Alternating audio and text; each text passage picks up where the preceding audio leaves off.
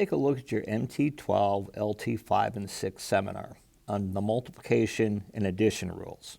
First thing I want you to do is do the first 6 questions, then we'll go over them. If we take a look here at our lesson goals, we're going to look at independent and dependent events and mutual exclusive events. And the whole thing is sometimes we're going to be multiplying, sometimes we're going to be adding. A compound event is when you have 2. That's all it means. 2 or more events. So for example, flipping a coin and spinning a spinner. Now, independent events are going to be where the outcome of the first event has no bearing on the outcome of the second event. So the example I gave you, when I flip a coin, that has no bearing on the outcome of spinning a spinner. They're 2 totally independent events. Now, to find the probability of 2 totally independent events, we just multiply them. That's why this lesson is called the multiplication rule. So if I'm going to find the probability of 2 independent events, I just take the probability of the first times the probability of the second.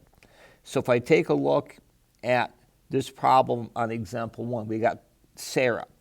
She's a member of a gaming website that randomly pairs users together to solve problems. Of the 50 players that are currently online, Sarah is friends with 10 of them. Suppose that Sarah is paired with a player for the game. Not liking the outcome, she disconnects and is paired again.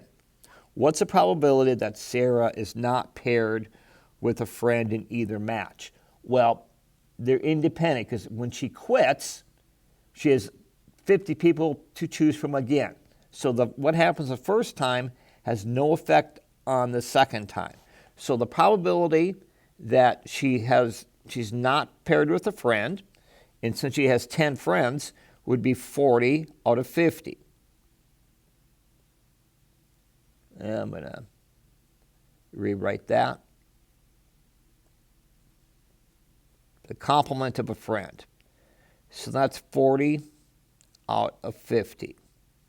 And then the second time will be the same thing, won't it? So we're going to take the probability that she's not paired with friend either time,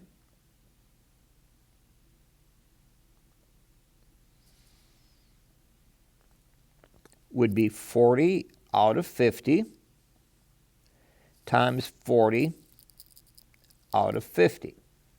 Well, 40 out of 50 times 40 out of 50, well, let me see. That would be 4 to 5 times 4 to 5, wouldn't it? So that'd be 16 out of 25. And then 16 out of 25, that's 64% or 0.64. I don't care how you write it. I'm going to write it at 64%. Now we'll contrast that with a dependent event. So here we have a dependent event is what happens the first time affects what happens the second time.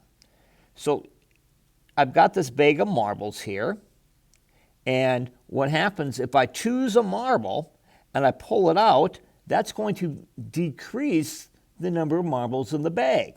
And so then that's what we call it dependent. So for example, when I choose my first marble, there are 7 marbles in the bag, and there are 5 red marbles. So 5 out of 7. Now, if I pull out a red marble, then there are only 6 marbles left, of which 4 of them are red. So I get 2/3 the second time. So that's your dependent event.